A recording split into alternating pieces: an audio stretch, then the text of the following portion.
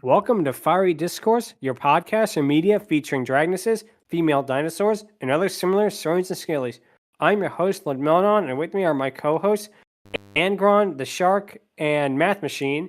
Today is our 92nd episode, and we're discussing the 2009 movie Wyvern, also known as Dragon of the Lake. So, let's get things started.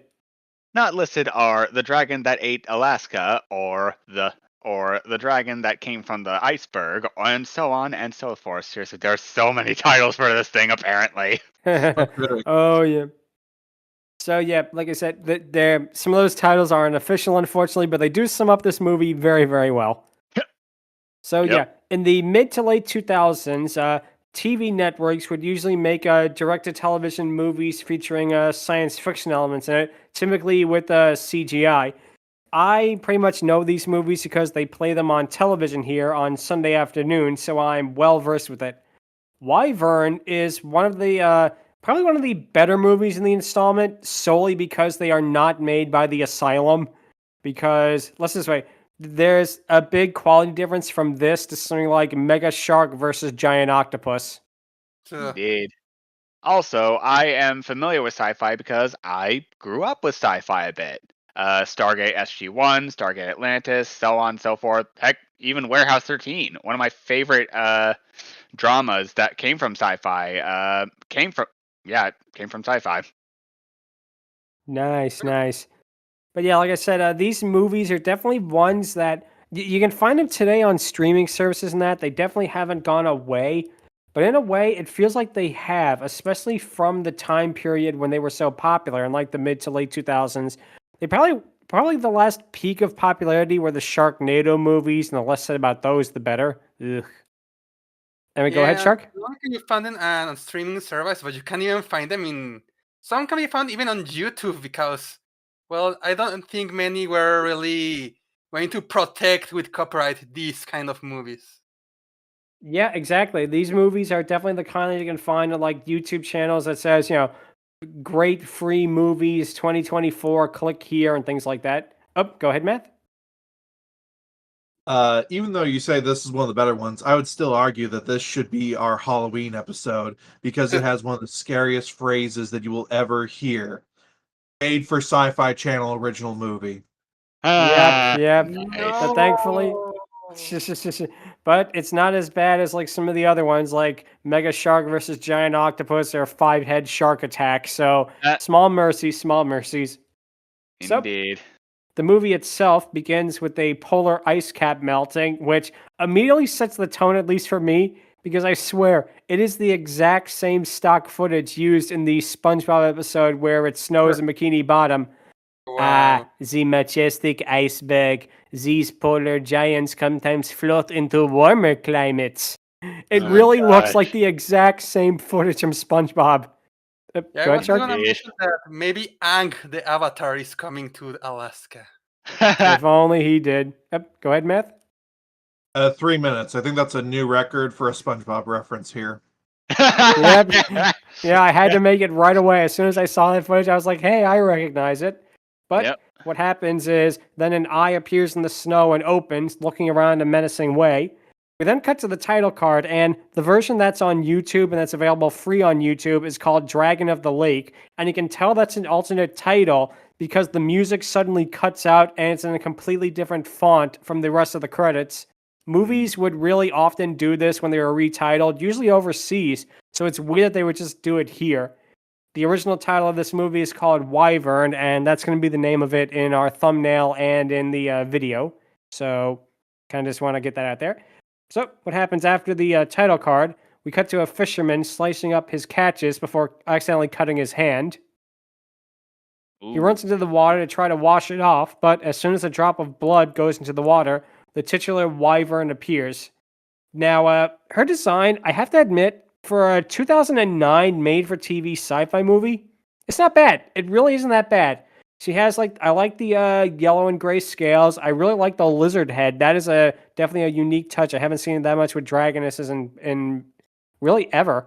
And I do notice that her design, especially with maybe the back spinal things, it reminds me a little bit of Gaius from Gauss, rather. Sorry. Yeah. But it definitely gave me kind of that vibe. Anyway, you were saying, Angron? Interesting thing to note, but if I were to sum up her design, she looks like Va Rudania from Breath of the Wild.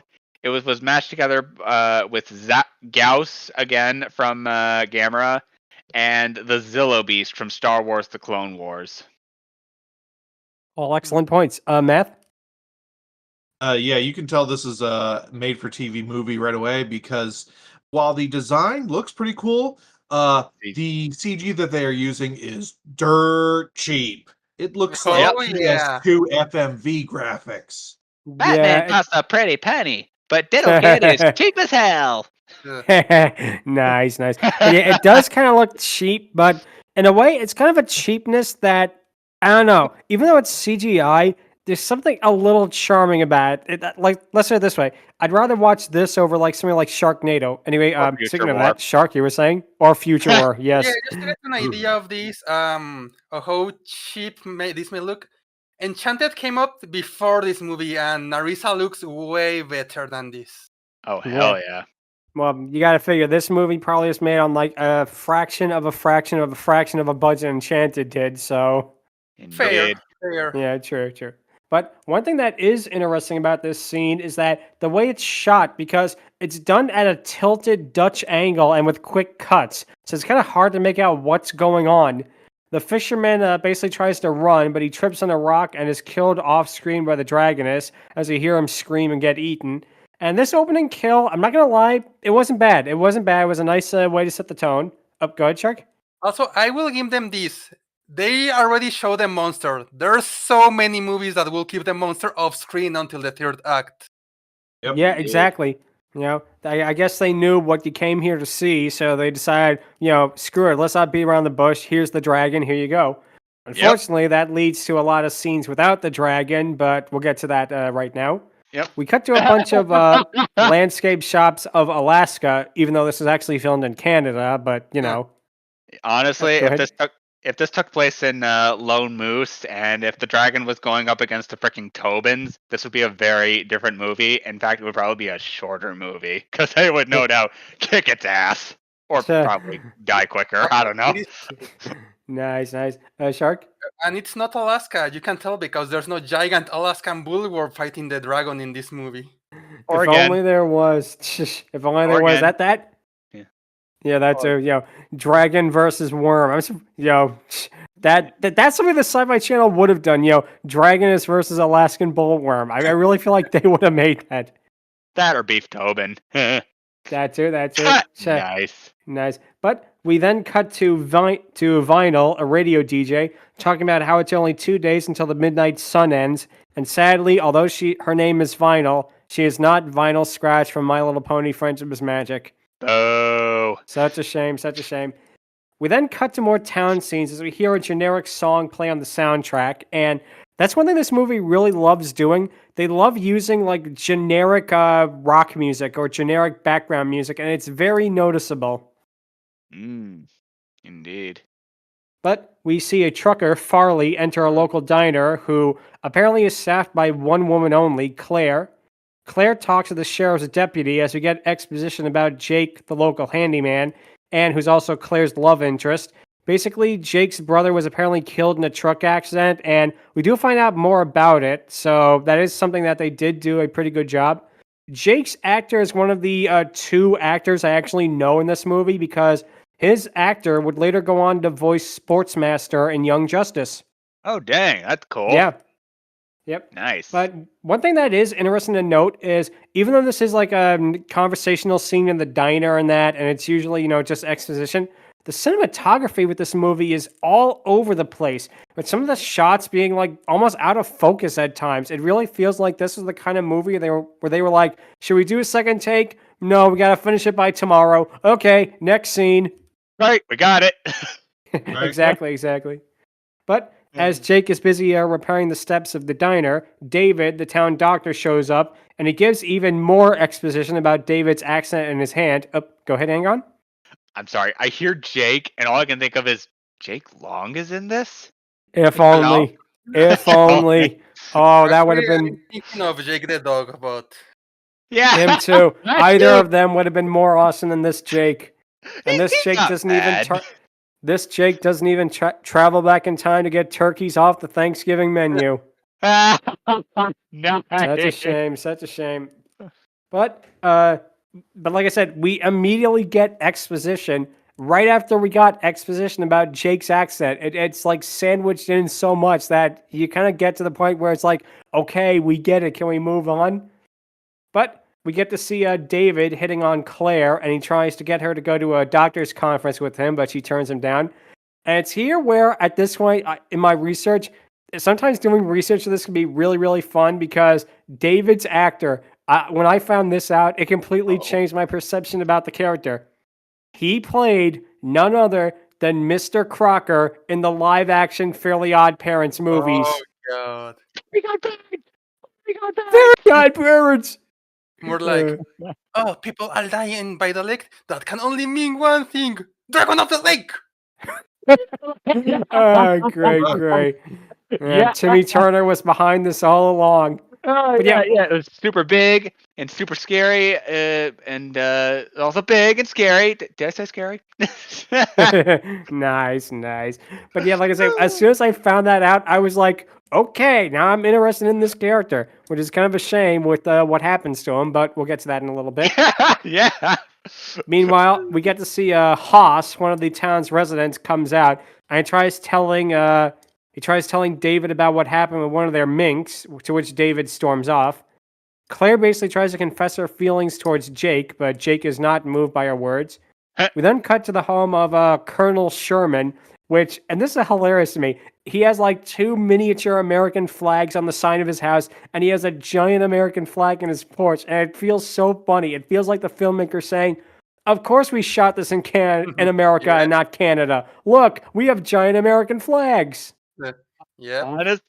Honestly, this guy is easily my favorite character next to frickin' Haas. Like, the moment you see him on screen, you know what kind of film you're in for. You're in for schlock. You're in for basically a mockbuster. And bless his fucking soul, he absolutely is one of the best characters, best acted, best freaking comedy, honestly, unintentional or otherwise. And like, seriously, how can anyone not love this guy? He's a freaking hermit-like veteran who basically milks every line imaginable and owns the fact that he's basically a filthy American.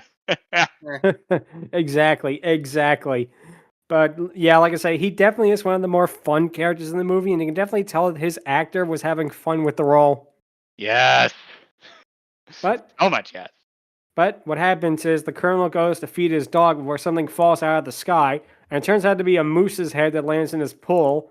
I guess Bullwinkle's rabbit out of the hat trick did not end well this time.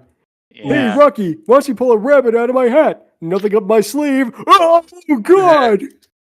I had to do it, sorry. Yeah, it's also, thank goodness it's not, it's probably better him than Becky, to be honest. Becky really deserved a kinder fate.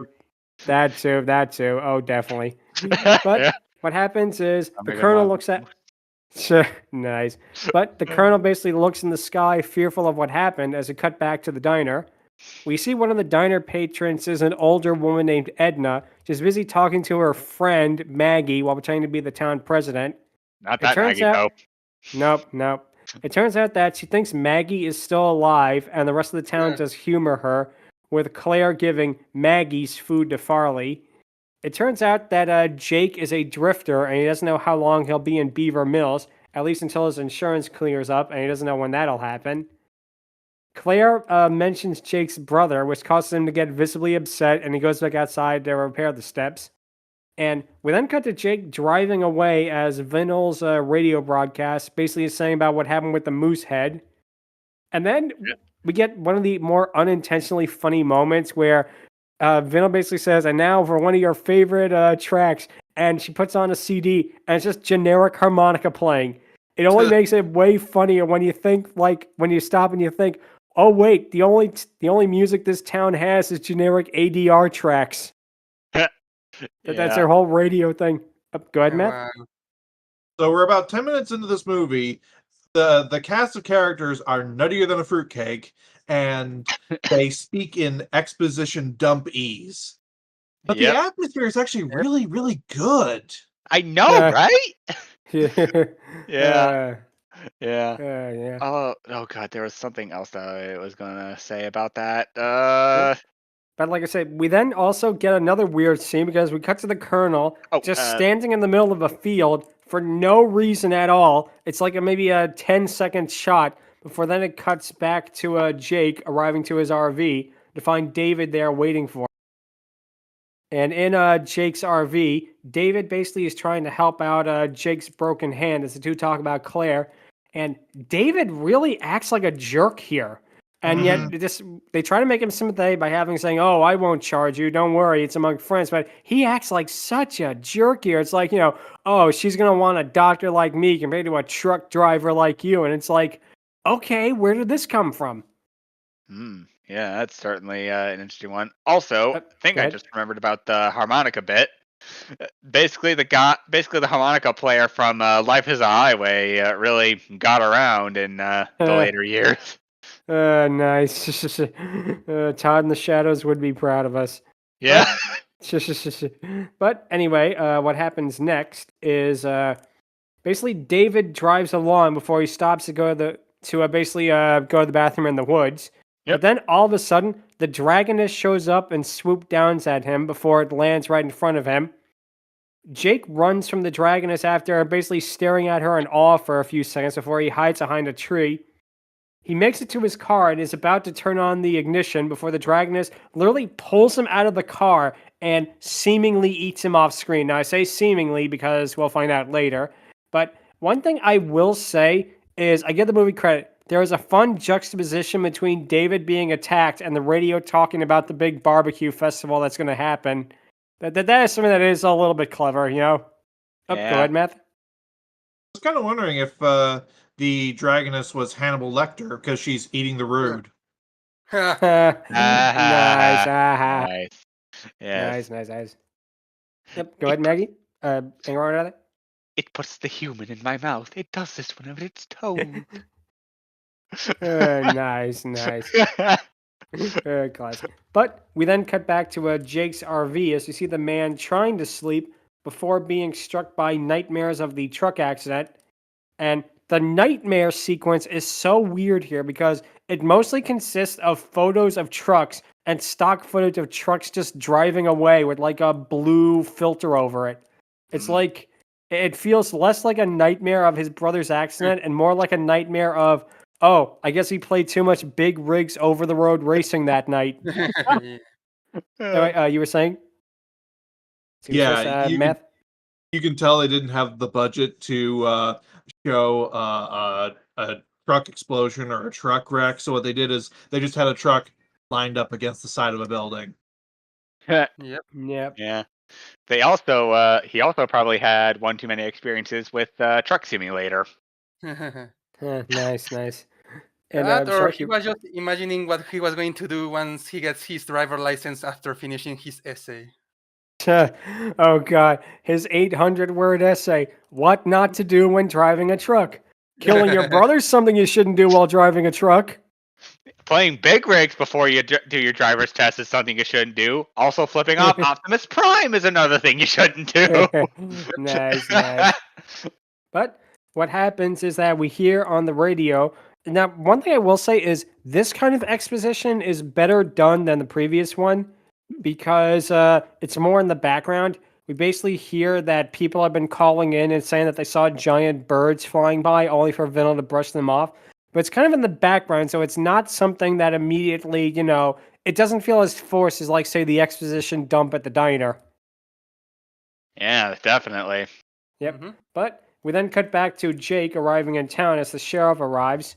We hear a line from the sheriff where he basically says, beautiful country, is it? No cell reception, sun up all time, no soy lattes and that. But the line about the sheriff of having no cell reception, I guarantee it was put in the script so they could get around the whole, well, why don't they just call someone on their cell phone thing that every movie has to do now? No, you're doing it all wrong. On top of that, you should also have the fact that wild moose that buck you every freaking 5 seconds. You got bears, you got freaking, let's see here, what's another one? Oh yeah, bald eagle soaring overhead. Come on, man, if you really want to sell Canada, you gotta do that. Or Alaska, anyways, frick. Nice. But, like I say, the sheriff also says that most of the town just leaves this time of year, which definitely was put in to justify why this has such a small cast in it, you know? Yep. That they probably wanted, like, a hot crowd of, like, 100 extras in that, and they couldn't get it, so they said, all right, we'll just write out of the script. In-lore excuses. Not just anyway, for... Shark, you were saying? It fits with the type of exposition we got earlier. Yep. True. But it turns out that Jig is up there to finish repairing the stairs before the breakfast crowd arrives, as it turns out to be 5 a.m, even though it looks like midday. Yeah. Yep. Alaska, we make no sense. Yeah, it's just I just can't imagine living in that kind of place, you know, where it's like perpetual daylight.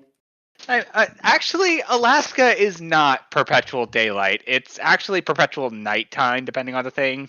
And I honestly think that's honestly worse because it's perpetual night, ergo it gets really freaking cold. Ooh. Yeah, I do not like cold. I am more of a heat guy myself, hence why I prefer Texas heat over anything else. But yeah. Say I like heat over cold too. But we then cut to Haas, who is busy walking in the woods before seeing the dragoness fly at him. He shoots at the dragoness as it swoops down towards him before we then cut back to Jake. The sheriff notices the gunfire in the distance and decides to check it out and has Jake tag along. The two arrive in the woods where they see a bloodied Haas stumble towards them before trying to tell them about the dragoness. Jake and the sheriff get Haas in the squad car before Jake notices a severed arm on the side of the road. It turns out to be Dave. Oh, go ahead, sorry. A dragon. I swear I saw a dragon. It looked like Barudania. It was Zilbeast from Clone Wars 2. Or whatever. If only it was Elliot the dragon. That would have been way better. Yeah. Yeah, unfortunately it is not. But what happens is the severed arm turns out to be David's, as basically they wonder where David is. The sheriff talks to his deputy on the radio, who says that David's car has been found far away and completely abandoned. The sheriff basically tries asking Haas what he saw, as Haas says it's a monster not of this world. And like I say, Haas probably is the best character in the movie, at least for me. He's like this, I think the best way to describe him is, imagine a low-budget Sam Elliott, and you're about halfway there.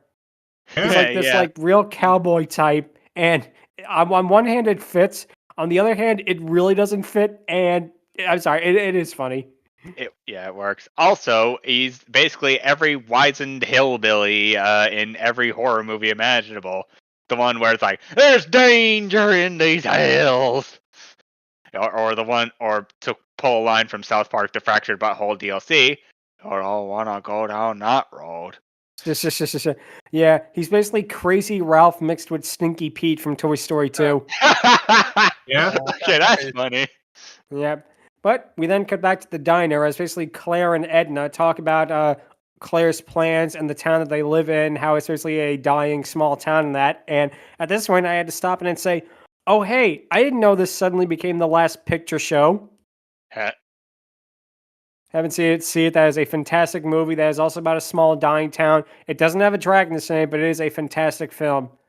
But Claire then tries to talk to Maggie, but Edna is confused, telling her Maggie isn't there. And I do like the little bit of a subversion here, because Edna then tells Claire that Maggie is in the restroom, and it's like, oh, okay. That's kind of a clever little spin on things there. But we see Farley basically sitting in the bar and just, I guess, eating breakfast and drinking, which seems to be all he does in this town, as Claire gets suddenly a phone call about what happens with David. We then cut back to the police car arriving as the whole town suddenly arrives in the diner.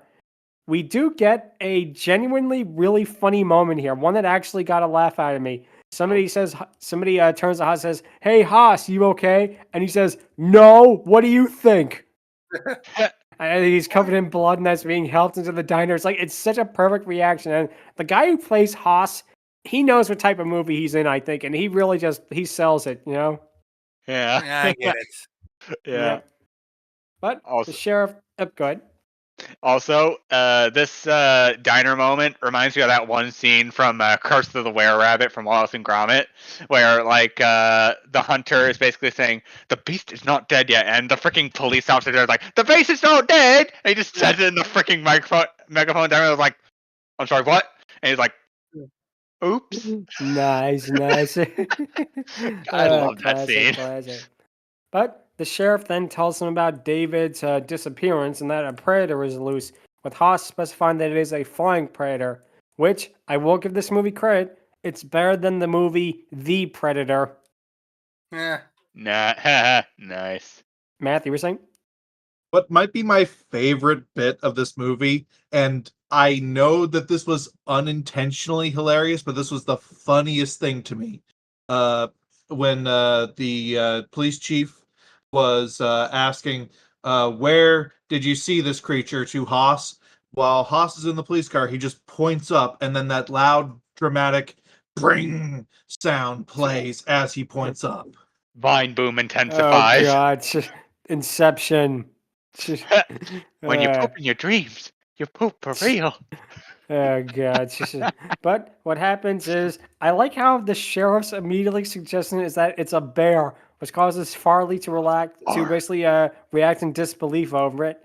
Haas tells him it's an Alaskan, and here's something that I actually had to rewind and even slow down the audio to understand what he's saying. It sounds like he's saying cockatoad, which does not exist apparently, and it's kind of a weird thing. We find out what the dragoness actually is later on, but it's the way he says it. He kind of slurs his words. I had to actually, again, slow it down and rewind it a couple of times. What did he actually say then? No, he said cockatoad, but it came out really weird. Oh, okay. Yep. But we then also get another unintentionally funny moment where the deputy just arrives with David's severed arm, and the townsfolk, of course, are horrified and disgusted, and the sheriff tells her, basically, "God damn it, I didn't tell you to bring it here. I tell you to the station." It feels like something out of Scary Movie. Like, oh, hey, I found David. You know? Yeah, that is unintentionally funny, and that's the moment that made me think of that one scene from Wallace and Gromit, where it's like, the base is not dead. Oops. Yeah. Oh, Yeah, man. nice. Good times. But the sheriff then tells all the townsfolk to stay indoors, calling out Farley in particular for some reason. But the townsfolk are a bunch of selfish little guys because they just demand to have the Midnight Sun Festival, as the sheriff basically relents and lets them do it. Jake and Claire basically tried telling the sheriff to postpone it, but the sheriff basically wants to do it today. And it's at this moment I said to myself, oh yeah, don't cancel the festival. That worked so well in Amity with the giant shark. Yeah, like these beaches remain open. Again, Wallace and Gromit parallel with the freaking Were-Rabbit and the festival. Oh my gosh. Yeah, I was about to mention that, how every movie with a monster and a festival has the people in the festival being like, what? Oh, I know that person was found in half and without a head, but let's still do the festival. Yeah. Let's get fucking cooked. And yeah, nothing will go wrong. But the sheriff's deputy calls the sheriff about an unseen character, Tom, and his mink farm. We then get back to the colonel, who is busy basically watching the skies for any sign of the dragoness. He finally sees it flying away in his binoculars before he decides to chase her in his car. We get to see the colonel listen to the radio as Vinyl basically talks about David's disappearance. The dragoness actually flies by the road as the colonel gets out of his car and shoots at the dragoness ineffectively. And like I say, this sequence isn't too terrible, to be honest, because I feel like it's trying to build tension. And again, the colonel's actor is clearly trying where he didn't need to, and you actually do feel his kind of tension in this sequence. Indeed. Yep. But we then cut to Farley cooking up meat for the barbecue before the colonel shows up, trying to convince the deputy that the dragoness is real. The colonel thinks that the dragoness is an alien, and it's at this point where the deputy calls the FBI and Fox Mulder shows up and corroborates his theory. And, oh wait, no, I'm sorry. That's what would have happened if this was an X-Files episode, but it's not. Yeah, and for the people who know about freaking So Weird, the show that was on Disney Channel and was basically a Disney's take on X-Files, Fee would show up and would try to convince everyone that it's a freaking wyvern, and everyone would just be like, Fee, what the shit? Nice. But basically, what happens is the deputy does not believe the colonel. She tells him that Haas said the exact same thing and that he has to fill out an informant report about what he saw. The deputy then calls the sheriff, who's busy investigating what happened to Tom. The sheriff basically then is in a barn and he slips on some blood before seeing Tom's corpse lying in the straw. And it's here we get a shot of the colonel throwing up, which, thanks for that movie. Any movie that shows like on screen, throwing up like that automatically gets docked some points from me. Because no, why do you have to show it like that? Ugh. I mean, to be fair, it's a pretty valid reaction to seeing a dead body if you're, not the strongest of heart. But True. I feel you. It's kind of gross. Also, that doesn't happen until like a little later. Yeah, but what happens is the sheriff runs out of the barn. We then cut to the colonel basically bursting into the radio station as he basically begs Vinyl to let him make an emergency broadcast. And she, of course, refuses, saying that she needs a government order for that. The colonel runs out of there screaming how he is the town's salvation. And the colonel then shows up again at the barbecue. He tries telling Farley about the dragoness, but no one believes him as he runs away angrily. We then cut to Vinyl as she just randomly is playing a ukulele for no reason. Like I say, it's like, it's something that just feels like, okay, you're a radio DJ. Here's a bunch of props. Go. Matt, you were saying? Playing a ukulele and not even making a YouTube apology video. That's so weird. Oh, God. It's the Dragoness train. Chug down the track of... Yeah. I was just going to make a joke about that. And honestly, my favorite take on that is what SMG4 did during his parody of Inside Out. Nice. But what happens basically is that the Dragoness slams into the ground and runs off. Vinyl, of course, sees this right outside her window, and she gets on the radio to try to make an emergency broadcast before immediately being cut off air by the power going out. And then here's a weird thing that is kind of a plot hole. We cut to the sheriff waking up, which is weird because we didn't see him really get knocked out. It's something that, again, just feels so weird. It feels like they cut out a small sequence of it. Actually, there was a sequence of him like slipping on the blood, looking and like passing out. And I must have missed that. Sorry about that. Yeah, all good. Yep. Shark, you were saying? I was about to mention that as well. Oh, nice. Good. Sorry about that. But what happens is the sheriff then runs off to his car, basically trying to contact his deputy who is basically sleeping in her car. She says that everything is safe there, but the sheriff tells her to call the state police and evacuate the area. And here's something that it's really unintentionally funny, and we're going to get to that right now. How the deputy basically acts throughout this entire movie is with kind of a blasé, bored tone, and nowhere is it funnier than it's funnier here, because she basically tries talking to the town through a megaphone, as she basically says, do we have to stop the barbecue, everyone? Please leave. Leave in an orderly fashion. Calm down. And we get to see a shot of the Dragoness flying behind her in like almost a perfect comedic timing sort of way, too. And the townsfolk are staring in awe with how monotone basically she has. Like, please leave. There is nothing to see here. And the Dragoness swoops down. She basically says, what are you all looking at? And the Dragoness kills her. And it just cuts to blood spraying everywhere. It feels so unintentionally comedic. Yes. That is easily one of the funniest kills in horror media. Go ahead, Matt. Yeah, throughout this entire movie with this character, I couldn't tell if the actress gave no shits and the producers were like, okay, we can find a way to work with that, or if this was planned all along and they actually had a really good comedic idea. I don't know which one they went with. I know, that's the worst part about this kind of movie. Anyway, Shark, you were saying? Oh, Shark. Shark, you were there? Yeah, he's probably... Well, we got our winner for the Golden Chainsaw now. Sure. Well, we have one possible winner later on, but we'll talk about that in a little bit. Like, if this were a zombie kill in Zombieland, it would probably be freaking kill of the month, only to be foreshadowed by a freaking kill in Japan where a Japanese person uses a bullet train to run over a whole horde of Terminator zombies. Yeah, If you know, nice. you know. Nice. But we get the requisite scene of all the townsfolk basically panicking and running for their lives. We see Jake, Claire, Haas, and Edna are all in the diner as the Dragoness basically trudges through the town streets before bursting through the doors. Edna, Jake, and Claire make a barrier of tables and chairs, and I like how Haas literally just sits in his booth. He looks like mildly concerned that there is a dragon in the doorway, basically snapping at everything, you know? Yep. Again, it's one of those unintentionally funny things. Breakfast first. That's true. He paid money for his steak and eggs, and he's gonna get it. Dragoness be damned. And Right. the Dragoness comes there. Oh, I want steak and eggs too. Nice. But like I say, the Dragoness bites at the various booths and tables and roars repeatedly before leaving. And I will say this, the Dragoness is legitimately a little bit intimidating in this sequence. I think it's because it's in such an enclosed space like this. They could tell what they were trying to do, and it's kind of a shame that I feel like if these guys had a larger budget, we would have gotten a way better movie than what we did. But Peaks and troughs.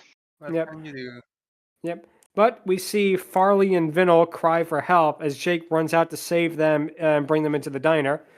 We see the Dragoness fly overhead with a human being in her mouth in a pretty cool moment. Mm. Jake asks if everyone is okay, which causes Farley to have the not unreasonable reaction of him screaming that people are dying out there as the lights go out. The group all wonder what the creature could be, with Claire basically screaming repeatedly that it looks like a dragon. Yeah. Yep. Gee, wonder why. Yep. But Jake tries to use the phone, but Vinyl tells him that the Dragoness cut all the power in the town and managed to tear the roof off the radio station. Edna claims it is a beast from the Bible, but Haas disagrees. It's a monster from Norse mythology. Norse mythology. Yep, Norse mythology, yep. It's here we get like the big exposition scene as Haas says that it's a wyvern, which is a evil dragon that was birthed by Hel, goddess of the underworld, and it was supposed to eat corpses, but it started eating people. It apparently bit Odin, who banished the wyvern to a frozen tundra where it would stay locked in there forever. But, of course, because of global warming, it melted the ice caps and released the wyvern. You know, this is why we should have listened. Yep. Also, it's important to preface that it's Hell with one L, not two. Exactly. Matt, you were saying? Yeah, as soon as the woman started spouting Bible lines, I was like, oh god, we're in Future War again. Then Haas started spouting Norse mythology, and I was like, wait, when do we go to God of War? Now, the ice cap's melting, and I'm like, this is an environmental movie? What happened? We went through three different things in 5 minutes. Nice. Shark, you were saying? Yeah, the whole movie going with the whole ice cap and environment was like, oh great, here comes the exploding birds. Oh god. Oh god. At least this isn't as bad as Birdemic. Solar panels. You know, oh, we got $1 million deal. Good job, everybody. And they all stand there and applaud for 5 minutes. Yeah. Hanging out with my friends. Oh god. Birdemic is one of those. Oh god. Yep. It's good for all the wrong reasons. Let's do it that way. And the director was dead serious. Kind of like this movie. But basically, both Edna and Vinyl argue with Haas over this. Claire asks Haas how he knows all about this, as Haas says that his mother was Norwegian and that she would say about how they would hear the wyvern's roars throughout the ice. Jake asks Haas how they could stop the wyvern, leading Haas to bring up that the Vikings did virgin sacrifices and offers up Farley, which Farley really gets the short end of the stick in this movie because he's quote-unquote comedy relief, even though he doesn't really do anything funny, and what happens to him is really gruesome, and we'll get to that in a little bit. But Jake then says to call the sheriff, but Vinyl says that she doesn't know where he is. Claire tells him that the sheriff is at Tom's barn, causing him and her to go and leaving the rest behind in the diner.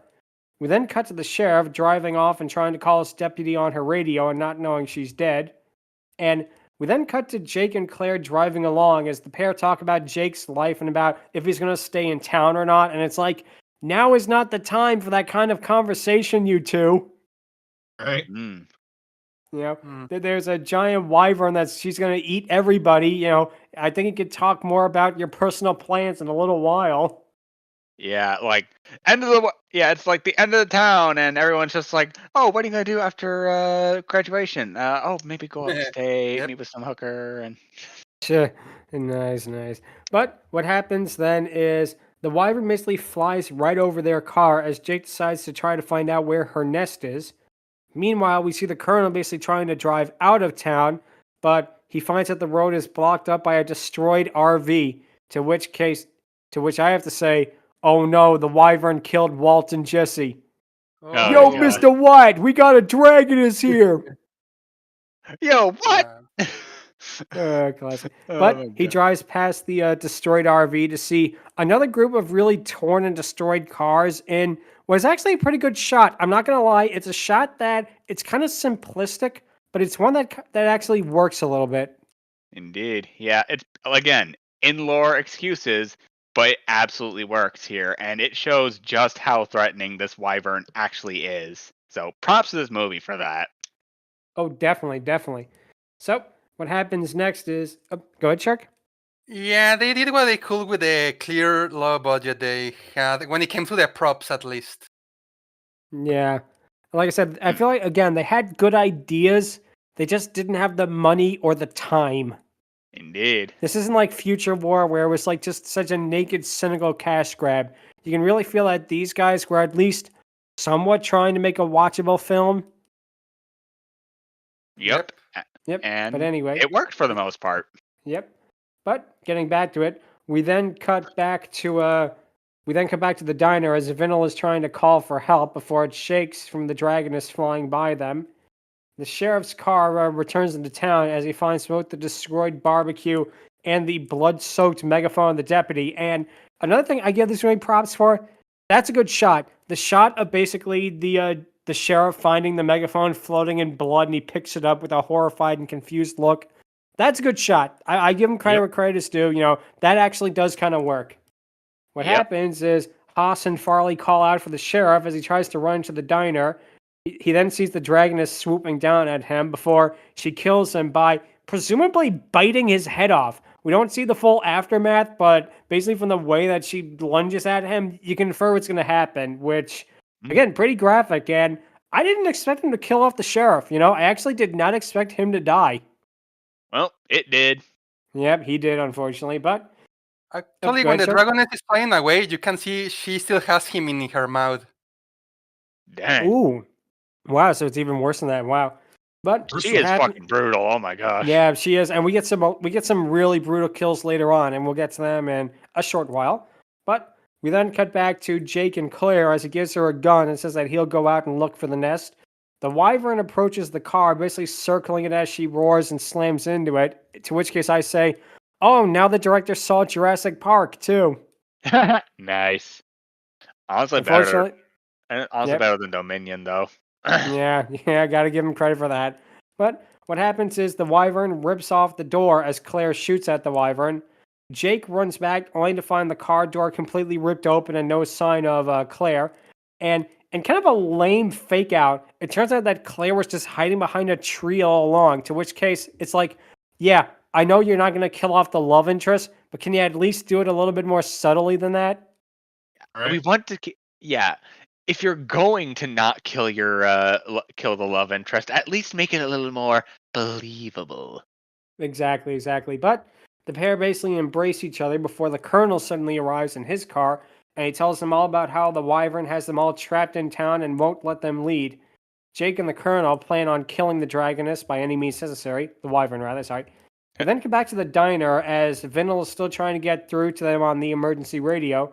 Jake tries to contact them, but the connection is shaky, meaning that they can't really hear him. Haas tells him that they all want to leave, but Jake tells him to stay put and look for survivors. The trio arrive back at the diner, and they tell Vinyl that the wyvern is basically making a nest of wires and other things. Jake says that they have to find an antenna to somehow get the word out to the state police to warn them about the wyvern, as Vinyl tells them that the only other radio antenna is at Old Tattoo's place. To which case, this must be where Hervé Villasech moved after his career didn't turn out so well. The plane! No, the dragon! The plane. No, Sanjo, the dragon. Oh, the dragon. Wait, what? Yeah. Well, it'd be a better fate than what happened to him in My Dinner with Hervé, that's for sure. Nice. But what happens is Jake and Claire leave to get there as the Colonel suddenly joins them. They get to old Tattoo's place as the Wyvern is basically attacking it from the outside. Jake climbs up onto the roof as Claire basically guards the structure. He starts to work on the antenna before the Wyvern swoops in, attacking him as Claire shoots at the Wyvern. Jake manages to leap from the roof and somehow lands safely before he runs into the diner with Claire and the Colonel following. Oh, go ahead. That was it. All right, y'all good. The group attempt to contact someone on the radio, but they're only getting static. When they do finally get somebody, I give them credit. They actually were kind of clever about this because Jake doesn't tell them that, oh, there's a giant dragon that's attacking us. He tells them that, oh, there's a gas explosion. There's a lot of people dead. Please come save us, which I give him credit. For a horror movie, that is actually pretty smart. It's actually a pretty smart decision. You know, he's not trying to tell them about, oh, there's a supernatural killer. They're trying to tell them about a realistic emergency to get the emergency responders to come. Yeah, two things about that. A, they even mentioned this in the movie where like, what do you want to tell them? There's a freaking dragon flying around. Yeah, like I said, I do like that they did that. And B, to not spoil anything, that sort of comes back to bite them in the butt a little later. Yep, it definitely does. But the group then all decide to make a run for it as they load up on fuel and medical supplies. Farley, meanwhile, is busy basically guarding the area, but he has liquid land on his shoulder, which turns out to be the drool of the Wyvern. And it's here where we get something that is funny and then horrific, because Farley's ensuing scream is absolutely hysterical. It's if I could do a very, very, very rough impression of it, it's like, ah! It sounds like Adam Sandler doing it, you know? It sounds like something that Adam Sandler would do, and it is absolutely hysterical. It's one of those things where I had to rewind and play it a couple of times. Yeah. Oh, go ahead. Things that could have been brought to my attention yesterday. I can imagine him yelling that at the freaking dragon as he cuts his freaking chest open. Yeah. Well, yeah, I was just about to say that. What happens, Farley is whipped by the Dragoness's tail, which slices open his stomach. As the group basically rushed to get him inside, he has his guts hanging out, which, for a made-for-TV movie from 2009, that is gory as hell. Yeah. Mm-hmm. Yeah, I did not expect that level of, violence in this movie. Absolutely. But that is something else. That really, really is something else. Matt, you were saying? I think from this point on, this is about where they started to spend the majority of their budget, because from here, the movie gets a lot higher quality. Even the Wyvern herself looks better from this point forward. Nice. Yeah, it feels like the other stuff was all just filler to get to the real stuff. But, Shark, you were saying? Yeah, third act, people probably want to see the characters fighting the dragon. Let's save most money we can to this very moment. Yeah. Exactly. But we then cut surprisingly to David, who is somehow still alive despite having an arm torn off by the Dragoness, which that is something that is definitely a thing. Yeah. As he's very horribly injured, he sees the Wyvern's eggs before she swoops down and seemingly attacks him. We then come back to the diner as the group somehow attempts to stitch up Farley, despite, again, the guy's intestines being on his outside. Yeah. Also, I don't think he would have made it in real life. Yeah, probably not. But yeah, I just hear all circling back to the higher budget at the third act. I'm just thinking of that one meme where it's like Lord of the Rings, where it's like hold, like first act, hold, second act, hold, and then like the third's like charge. Yeah. But what happens is Claire gives Jake the rest of the coffee as she says that he's basically the leader of them and he needs it the most.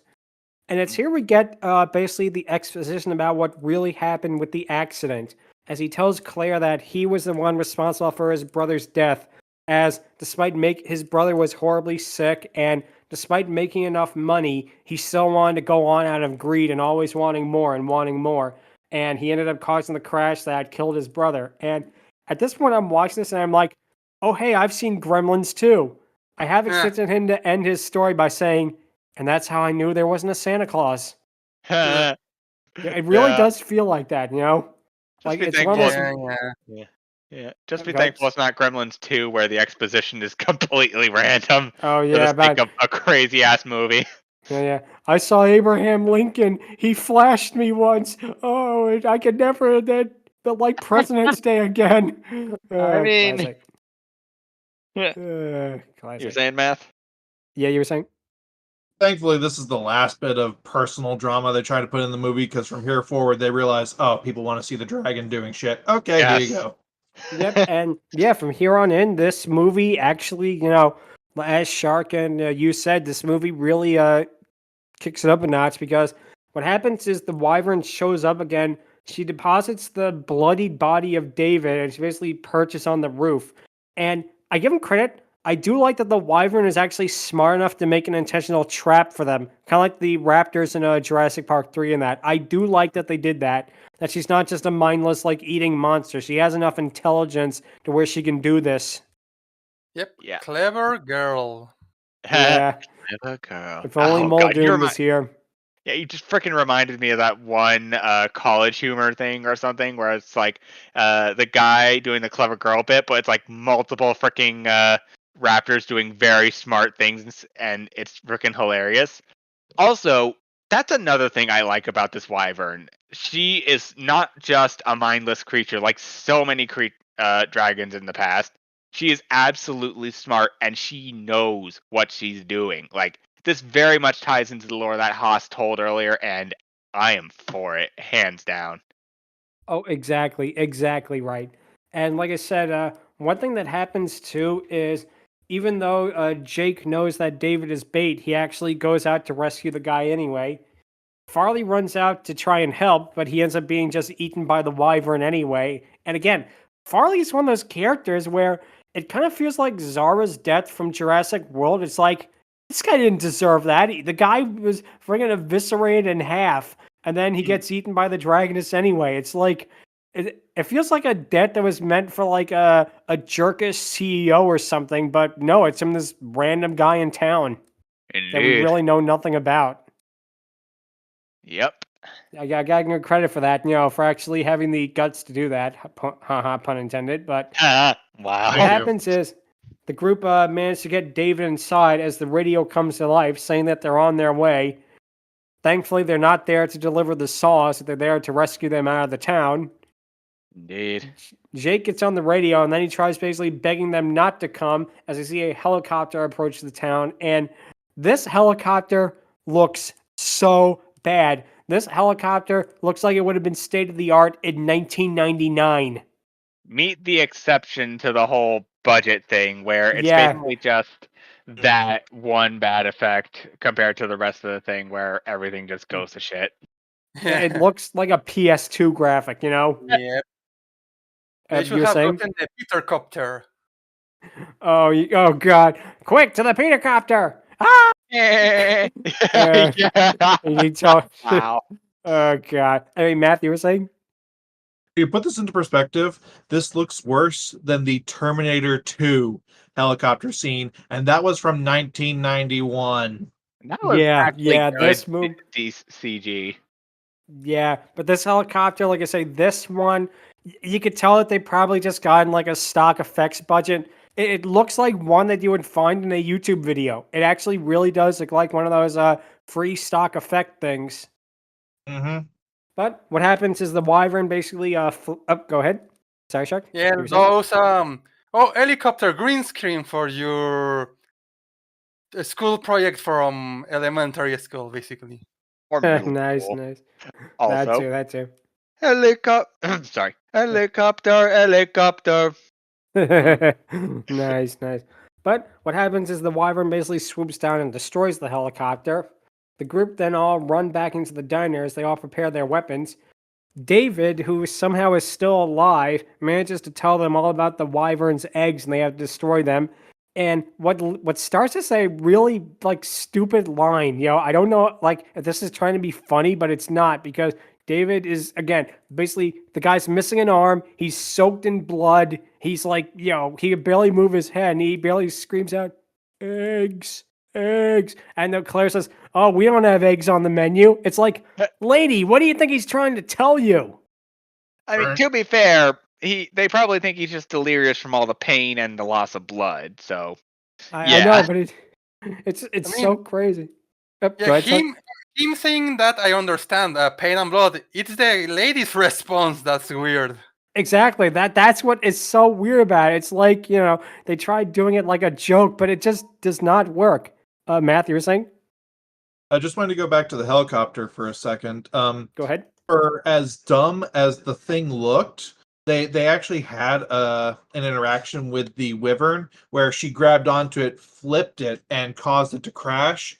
And for as bad as the helicopter looks, and for as rough as the Wyvern CG is, that scene actually looked really boss. Yeah, I give him credit. That actually, good point. I can't believe I forgot that in my notes. But yeah, that is actually a really good moment. And again, that leads more credence to my theory that they wanted this to be a good movie. They really wanted this to be as good as possible. But again, I think time and budget were just against them, sadly. But what happens is David basically tells them all about that the Wyvern has eggs and they have to destroy them. David then succumbs to his wounds and die, and they just leave him there. They leave his body in the diner, and it's like, okay. I know there's pressing matters in that, but it's like, it's kind of careless. You don't even want to bring him outside or at least close his eyes or anything. Persephone would be on your ass about doing a proper freaking burial. That too. But what happens is the group all prepare to take on the Wyvern's nest, with even Claire deciding to go with them. Edna is the only one who stays behind, as basically she's told to keep trying to get the radio to turn on. We then cut to the group all driving in the woods as they find the nest, which, I gotta be honest, this nest is pretty cool because it's made up of all kinds of electronic wiring and equipment and human and other animal bones. And it looks pretty creepy, I'm not gonna lie. It looks sufficiently creepy.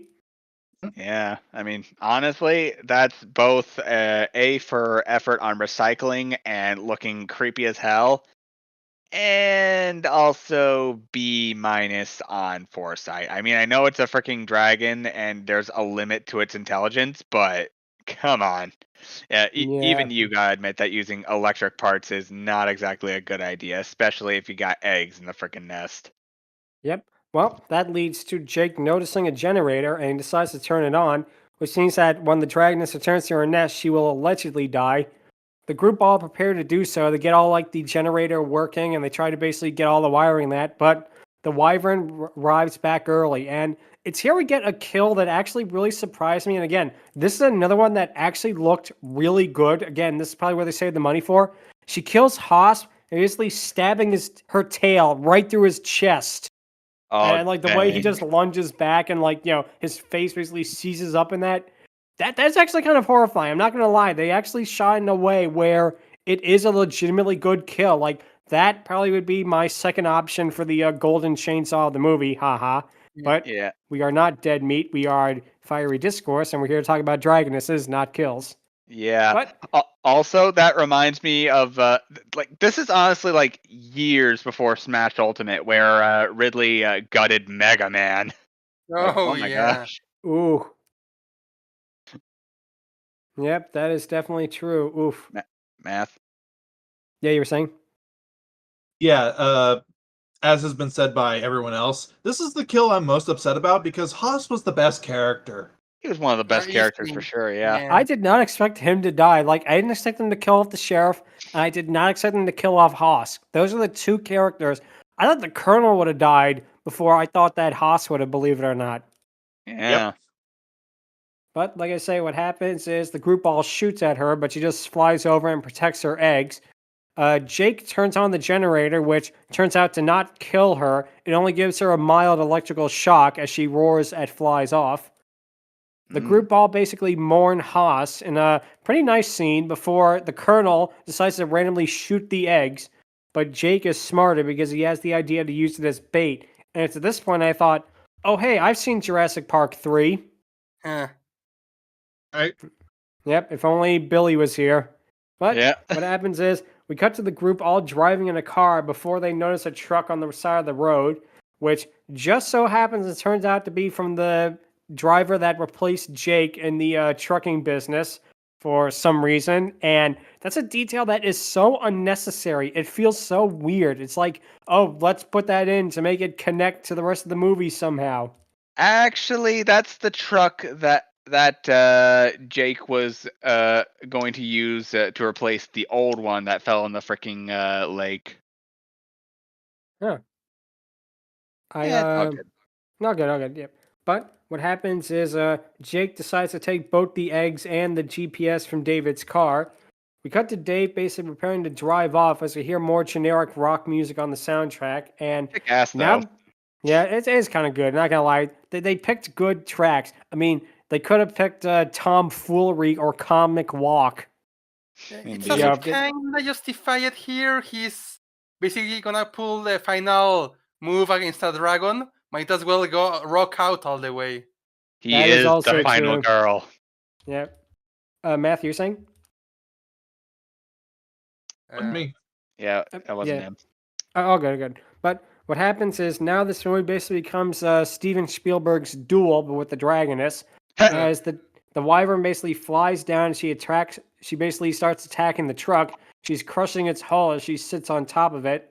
She breaks the window and curls herself around the front of the truck, and Jake basically is driving the truck towards a cliff as he jumps out at the last second before the truck goes over and explodes at the bottom, which kills the Wyvern and her eggs, which leads me to two things. One, there is a decent joke with the GPS saying, you have arrived at your destination right before it explodes a million pieces. And number two, this explosion looks terrible. This is one of the worst looking CGI explosions ever. It is clearly CGI. I think the Dragoness actually disappears like for a couple of frames when it explodes, and it really is just, it looks like a stock effect. I mean, it feels like something you would find in like a PBG video as a joke, He would use it as a transition. Yeah. Also, this scene reminds me of that one moment from The Amazing World of Gumball where the Wattersons kill their freaking Chinese bootleg doppelgangers in the same manner. Yeah. Both gone out in a blaze of inglorious gloriousness. I don't know. Yeah, nice. Same way, Matt, you were saying? Yeah, for as good as the rest of this last third act looks, this was so bad when it went over in that fire effect and smoke effect. I genuinely was waiting for your winner with a golden trophy to pop up on screen. Oh, God. A bowling one. Second big rigs reference of the episode. Yep. Yeah. Oh, gosh. If this was Big Rigs, it would absolutely not crash. It would just drive down the cliff, and the Wyvern would absolutely come back up and be like, bro, what the shit? Before, Anyway, Shark, you were saying? They get rescued by Lucky 2 at the last moment. Oh, God. If only he was here to save him and save this whole movie. But what happens next is that the movie basically ends with Jake returning into town and embracing Claire before walking off with the rest of the survivors. And we get one more moment of Edna realizing that Maggie is actually dead and she died over a year ago in a subplot that kind of went nowhere, to be honest. And they try to frame this as a happy ending, but it's really not, because it's like 3/4 of the town is dead. It's totally destroyed. And it's like, this isn't really a happy ending when you think about it. Okay, you killed the Wyvern, you killed her eggs, but it's like, who's to say there aren't more Wyverns frozen in the ice? And again, the town is totally destroyed and practically everybody's dead, but they're all treated like, let's all go in and have bacon and eggs. We did it, Patrick. We saved the city. Yeah. Just think what would happen if we didn't warn everybody about the Wyvern. Here are my top 3 jokes about this moment. Number 1, push. Town. They should have done that. They should have taken the town. They pushed it somewhere else. Yeah. Number 2 is basically the important things. We had fun and property damage was kept to a minimum. I'd hate to see the maximum property damage. And number 1, the ending of freaking Sonic Adventure. All's well that ends well, right? Yep, that definitely Yep. fits. Shark, you were saying? Yeah, I was gonna mention that one too. The that ends well. Whack, Yep. whack, whack. And the whole city is flooded, or in this case, totally destroyed. But yeah, so Wyvern was part of a quasi. Oh, go ahead, Matthew. You're saying? Yeah, they had an 80-minute build-up with the Edna Maggie thing, for that to be the quote-unquote end joke, and that's how they end the movie. I was actually waiting for like the stock sitcom Yeah, the stock ending sitcom music to play us saxophone. out. Yep. Yeah. Oh God. Now I'm remembering like on My Name Is Earl when they did that. Hey Randy, can I have money for the claw machine? Oh, Earl. Yeah. Classic. But yeah, Wyvern was actually part of a quasi franchise. I don't think they were connected, unlike the Sharknado and Lava Tarantula movies. Oh Ugh. gosh. But it says on Wikipedia that it was part of a franchise, but I think it was a franchise just in that it was about giant monsters.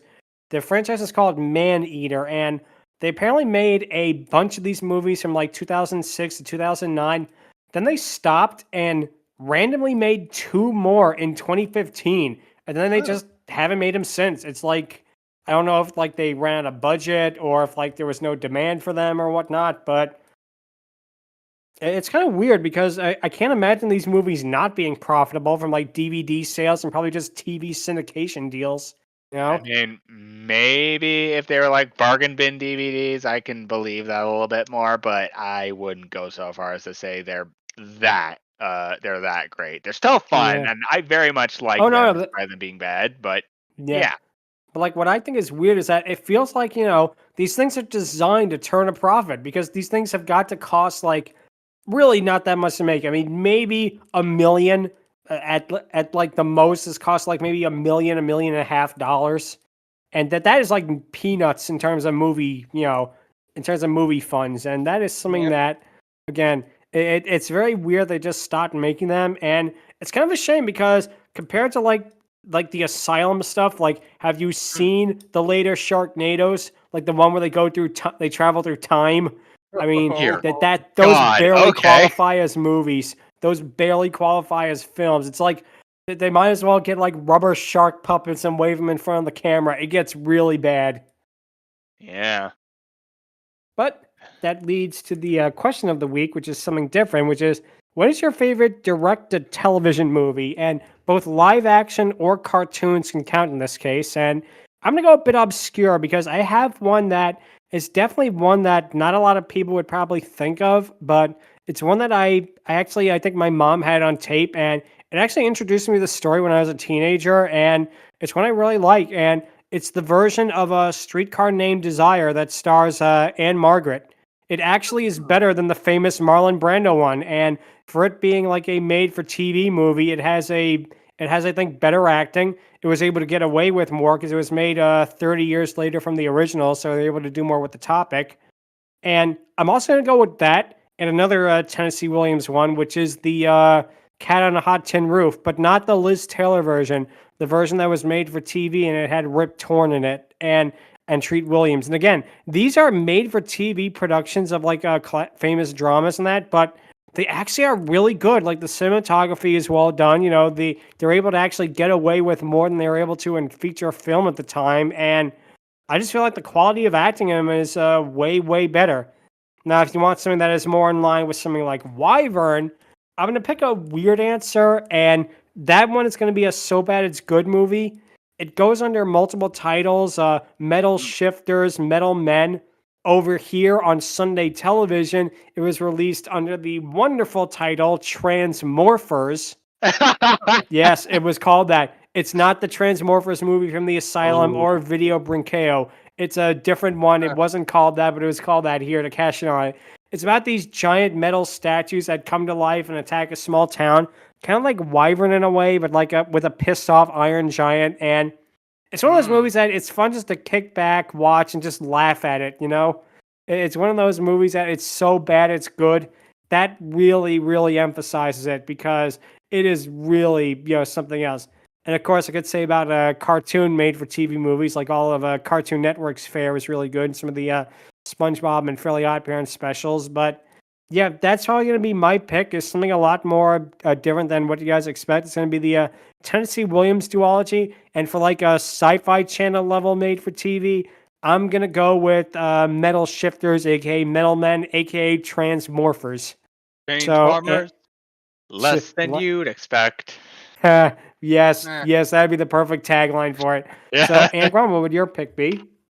That's gonna be a little bit tricky because there are a few that I absolutely hold in high regard, in spite of Pokemon: The Power of Us and I Choose You being Fathom Events theater releases, and Mosley on the 2019 movie, not the 1998 one apparently, got a theater release in New Zealand, so those sadly do not count.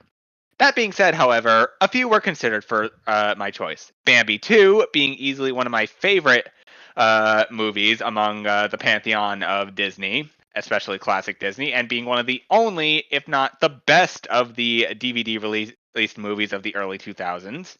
There's also Batman versus the Teenage Mutant Ninja Turtles for very obvious reasons. In fact, we got the Gotham Mutants, we got Batman working with the TMNT, and also just everything you'd expect from a film like that. Like, come on, man.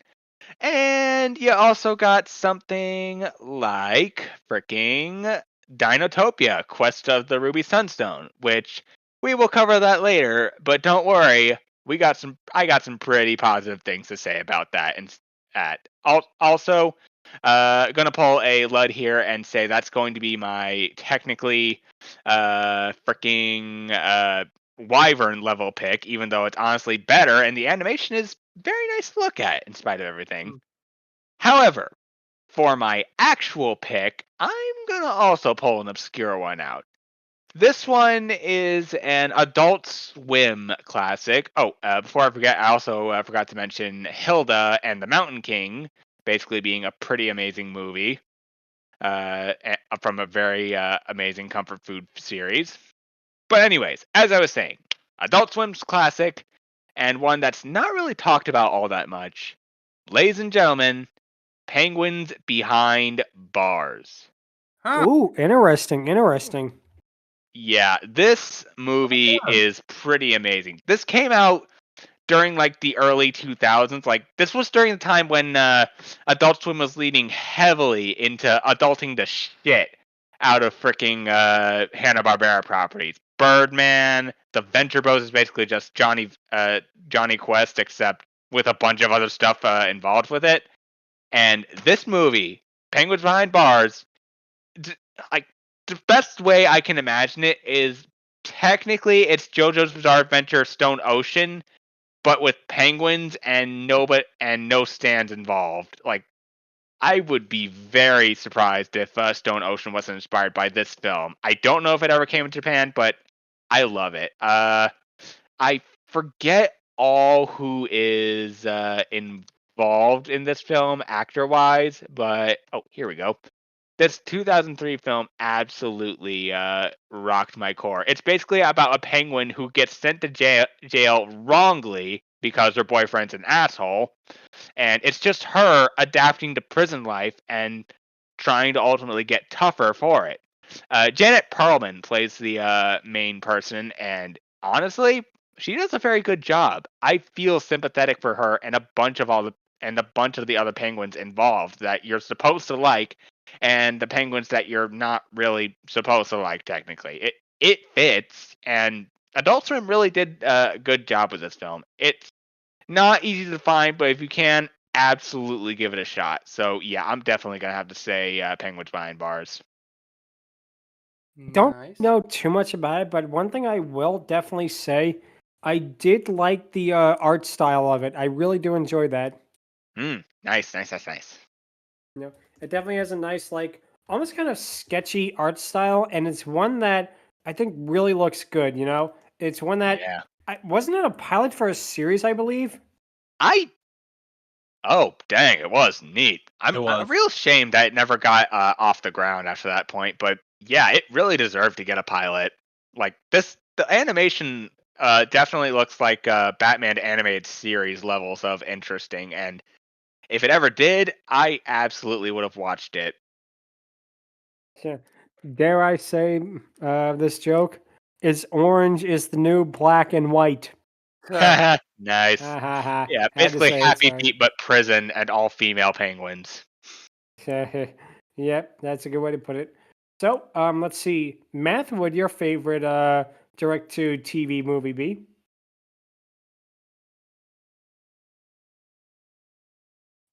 Shout out to the Flight of Dragons for a Wyvern Nice. level production. Nice. My actual choice, I mentioned this before in our Christmas special, and this is probably my favorite made for TV DVD streaming. Oh, Ooh, yeah, yes. that's a really like good that one. That is a great one. That's a great Oh, man. choice.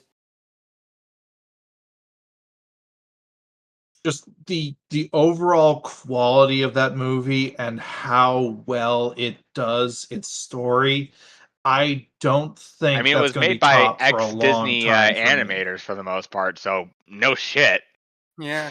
The funny Yep. thing is, the art style of the movie is because the people who made it wanted to avert the whole, oh, this movie looks way better on the cover than in the actual movie. That you will see that in VHSs a lot, but they basically said, no, we want our movie to look exactly like it will look in a VHS cover. Absolutely. I And know, it did. and it looks absolutely beautiful. Yep. I mean, like I say, the art style and the story, it really, really is just so good. Absolutely. Anything else you want to say about it, Matt? Or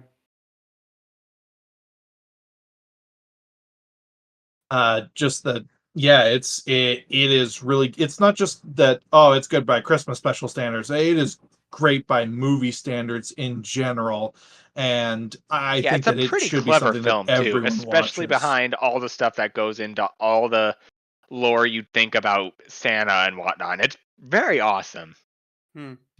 yeah. Also, J.K. Basically- Simmons as Santa. Yeah. Basically, it's the infamous Dudley Moore Santa Claus, the movie, done right. Even though it does not have John Lithgow going for free in it. Nice. If only it did. But no, that is still a great, great choice right there. And Shark, what would your favorite made-for-TV movie be? I was kind of also considering mentioning Klaus because, yeah, it's a great movie, a great art style, not only for, like Matt said, not only Christmas, but for the general and that. But if I could mention another one that I remember enjoying a lot is, well, Cartoon Network, most of its movies were TV specials because, well, Powerpuff Girls didn't do well in cinemas and they stopped trying after that, sadly. Oof. Shame. If only it was a hit. Yeah. And yeah, there's so many good ones. There's the Kids Next Door Operation Zero, and the Yes. Ed, Edd n Eddy one is probably really one of my favorites. I But know it's Sharkvoon's favorite. yeah, it's what they mentioned it last week, but it just falls short over what I consider to be my favorite Cartoon Network movie, Billy and Mandy's Big Boogie Adventure. Oh yes, that Nice. is Nice. amazing. That is a great, great one right there. Love it. Yeah, first, Yeah. I mean, it of course keeps the humor of the show intact. There's so many jokes, but you can actually see a bit of more quality in animation. Not by much, but there's some shading here and there. The story is actually really interesting, and of course, the opening song by Voltria, "The Land of the Dead." Oh yes, that is so badass. It really is a great, great Ooh. song. Nice. Yeah. Nice. It's a good time from every second. Like I mentioned, the intro, the jokes, and even the credit sequence with the "Where Are They Now" epilogue is so hilarious. But Yeah. yeah, The jokes in this are freaking amazing. It's a real Yeah. shame that WB direct to TV movies don't get more love in theaters because, like, I mean, true for every Operation Zero and Batman Mask of the Phantasm, we have Powerpuff Girls or something else that doesn't really hit the mark that resonates with audience members. But yeah, See- I really think more films like those should be put in theaters so that everyone can see them outside of TV. Then Oh, again, Oh, definitely. And It's funny because Nickelodeon, every single franchise got their movie: Thornberrys, Rugrats, SpongeBob. But Cartoon Network tried Powerpuff Girls and never tried it again. Yeah. Let's see what happens kind of here. A shame. Like if But, freaking tosses the Powerpuff Girls cesium into the thing and like boom, and then they're like, yeah, we're not doing that shit again. That's right. But yeah, it's kind of a shame what happened is after the Powerpuff Girls movie underperformed, and it's not because it was a terrible movie. I think that number one, it was released in like 2002, and it was kind of an awkward time. Number two, it had direct competition from the second Men in Black, and even though that movie is it apparently made way more money. And I feel like, again, after it flopped, Warner basically was like, nope, we're never doing this again, and they never did. Like the next one to get a theatrical release was Teen Titans Go to the Movies, and that's because that was such a cash cow for them, But not even Adventure Time got a movie when you think about it, and that is weird when you consider how huge that show was. Or like, Steven Universe's movie was direct to TV. Yeah. Also, something I just realized, but it's a Fiery Discourse podcast, and not one of us mentioned Barktoth the Magnificent. Oh, wait a minute. Ooh. That's more direct to video, more than direct to TV, but I can see where you're coming from. Yeah. That definitely would be if we were throwing in like direct to. Actually, I'm gonna put that as one of my favorites, just because again, it's Bluth, it's got Ludmilla, it's got great animation, so consider that like an unmentioned honorable mention, basically. Yep. Well, now it is time for the patent-pending Dragoness Scale, where we rank the character. There's going to be the Dragoness from Wyvern, or the Wyvern from Wyvern, rather. And that's going to be interesting because she's not really a character. She's more of an obstacle. She's more of basically a monster. You could replace this with like a UFO or a werewolf or something, and the plot wouldn't change. With that being said, the design for CGI is hit or miss. It's like in the first half of the movie, it's but in the second half of the movie is where it really picks up, as we mentioned earlier. And I don't know, I do like that they actually gave her some level of intelligence, like her actually setting up the trap for the other guys in that, and her cutting the power to the town and throwing basically the cars on the road so they can't get out. I do like that it seems like they took the time to actually give her some level of intelligence rather than just have her be a mindless monster. And the backstory doesn't hurt too. The whole Norse mythology story, that does not hurt her score. So I can't really give her higher than 6 out of 10. With that being said, if she had like a little more character or like maybe a little bit better design, I'd give her a 7. But that's actually way higher than I thought I would give her upon watching this. I thought she would have gotten like a 3 or a 4. So she really bumped herself up in my eyes because, again, I like that they gave her intelligence and I like the whole mythological aspect. And also, I do like how brutal she is. I do like that they did not skimp out on some of the kills, like the Farley's death, basically having himself be eviscerated, and Haas getting stabbed in the chest by her tail like that. I give him credit that I actually made her a legitimately threatening character. So that'll be my pick, a 6 out of 10. Angron, what is yours going to be? I honestly like her a little bit more. Granted, I do agree that she needed a bit more time to like properly stay with a lot of people, but honestly, what the time she does have absolutely cements her as a proper threat, as it were. Like, not necessarily an obstacle for the most part. I dare say there's a little bit more character behind the senseless killing and whatnot. But yeah, 100%, this Wyvern really stole the show for me. Like, even more so than the Colonel and Haas, dare I say. Like, she's calculating, she's cunning, she's, again, brutal. Like, good lord, the stuff she does to Farley and the other people is, definitely some of the goriest I have seen in a horror movie for the most part. And yeah, it's for that reason. Like, I don't want to give her an 8 out of 10 because like the movie kind of holds her back in that regard. But I feel comfortable with giving her a 7 out of 10. I like this design. It looks kind of phallic designed for the most part, but I still think it's pretty cool. Yeah. Yeah, I can definitely kind of see that. So, Math, what would you give her? I'm going the opposite route, unfortunately. Okay. I'm going with a 5. I liked the design. I didn't like, for the most part, the execution of it with the CG. It looked really, really rough. For the majority of the movie, I'm not joking when I say it looked like early PS2 FMV CG. Like I would have seen this in like a cutscene for Final Fantasy X or something. And for as much as I like that they tried to present that she had some level of intelligence, they didn't really do anything with that. For the most part, she was just, and I'm always happy when I get to pull out my favorite, giant monster! There's really nothing there, and what was there looked rough. So I can kind of see where you're coming from because, again, as we've said like multiple times in this episode, this feels like something that was held back. You know, like something was actually causing it to be a little bit stopped, and it's a shame because I really see where they were coming from with it, but it just did not click, unfortunately. And let's see, Shark. If this is a movie that had a budget of like 10 or 20 million, I could easily see this getting a 7 or 8. So let's see, Shark, what would you give her?